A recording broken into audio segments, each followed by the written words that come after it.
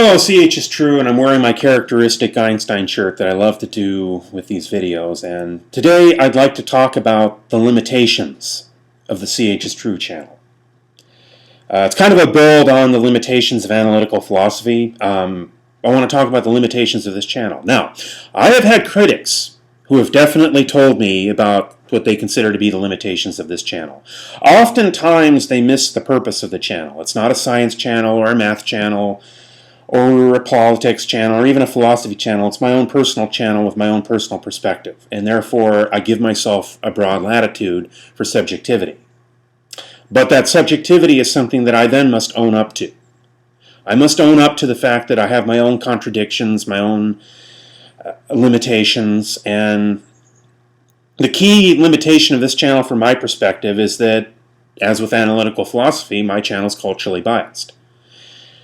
I am somebody who is a white male, and that's going to be the perspective that I come from. That's never going to change, for good or for bad. Now, it doesn't prevent me from being in love with Rihanna, or Janet Jackson, or Lucy Liu.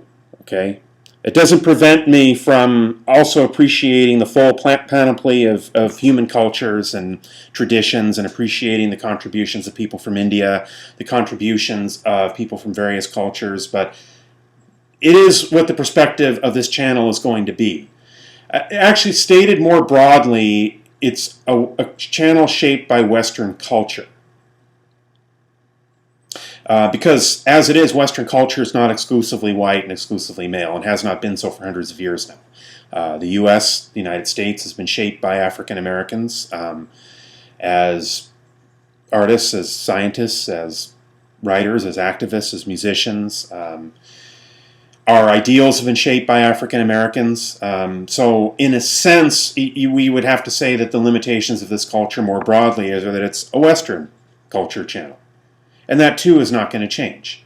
It can't. The good and the bad. The good being, the commitment to Enlightenment values and human rights, and then the bad being the failure to live up to those values, and often in very gross and very big ways. And so that's the limitation of this channel in a nutshell. Even more so than analytical philosophy, you could say that this channel is going to have that limitation. It has a limitation of being one man's opinion. I don't know if I stated this before, but I'm from a mixed religious background. My mother's Jewish, my father's Catholic, both are secular. And I grew up with a certain set of cultural expectations, ways that my worldview was shaped, ways that language would be used to shape that worldview. I grew up very interested in science, and so the set of heroes that I had to look at, including Einstein, tended to be Western. The contributions of people from outside the West, Indian mathematicians, Chinese scientists and mathematicians, perspectives outside of the West were not as emphasized when I grew up as fortunately they are now. I wish that they had been. I would have learned more about Arabic and Indian and Chinese and the contributions of the Maya, and this would have given me a more well-rounded perspective. But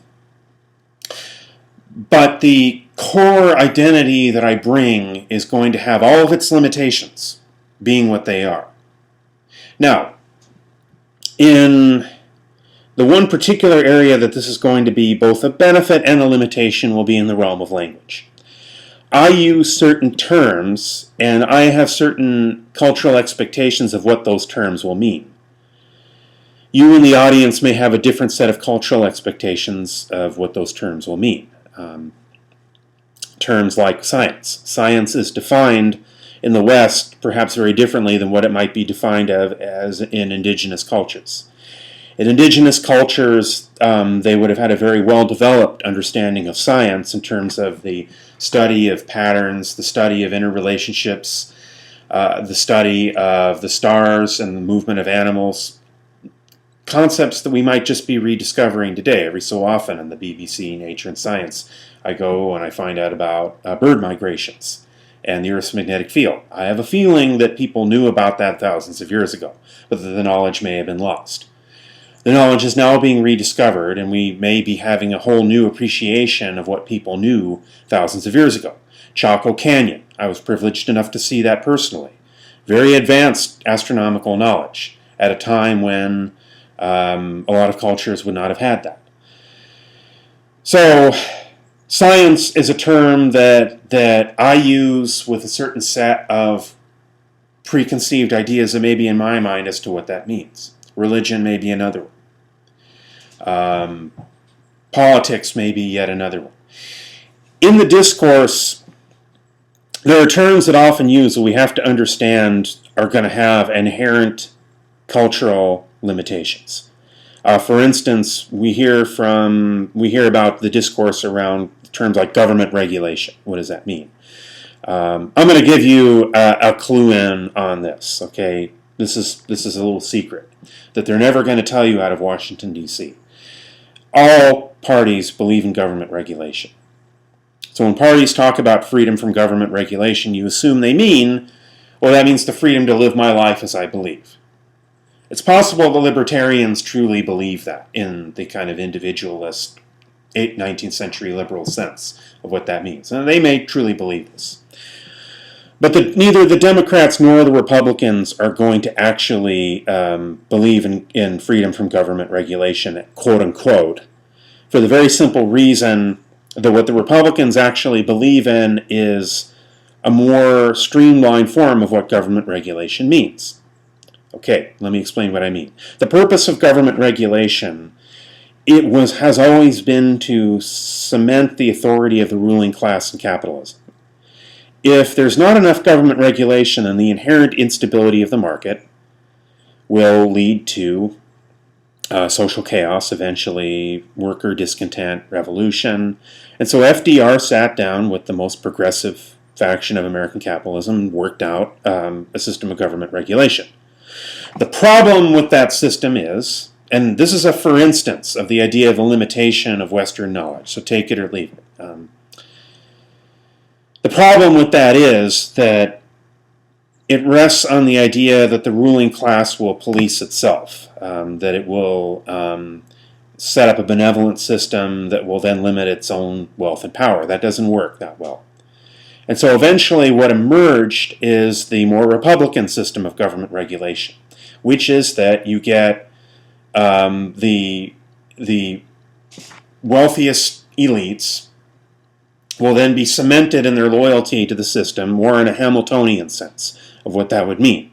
They would support the military. They would support state power in return for the favors that would come from that. Now that system emerged very fully with Nixon and Reagan, supplanting the older FDR model of the democratic welfare state. And it is a system of government regulation, because if you are an independent proprietor and you come up with an invention that threatens the power of oil companies, you will find very quickly how government regulation will work to put you out of business. One guy even got put in a mental hospital unjustly over that issue.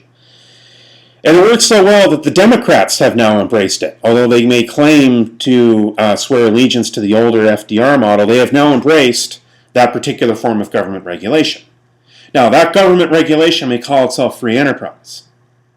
But the more that quote-unquote government regulation is streamlined, the better that system actually works. The Hamiltonian system is the most effective system of government regulation for the purpose of what government regulation is in a capitalist system. And you'd have to read G. William Domhoff's books, and you'd have to read C. Wright Mills' The Power Elite to understand what I mean. But that is an example of the way that language is used with a lot of culturally embedded reasons where you think it means one thing, but it actually means something else. Now, in my own case, I'm honest, unlike the politicians. I don't engage in tricks like that. But subconsciously, in my discourse with you, without intending to, I may use terms that mean what I think they mean, but you may think they mean something else. And unlike the politicians, I'm willing to admit it. I'm willing to admit that this channel has limitations. And yet with those limitations come the potential for growth. Over and out.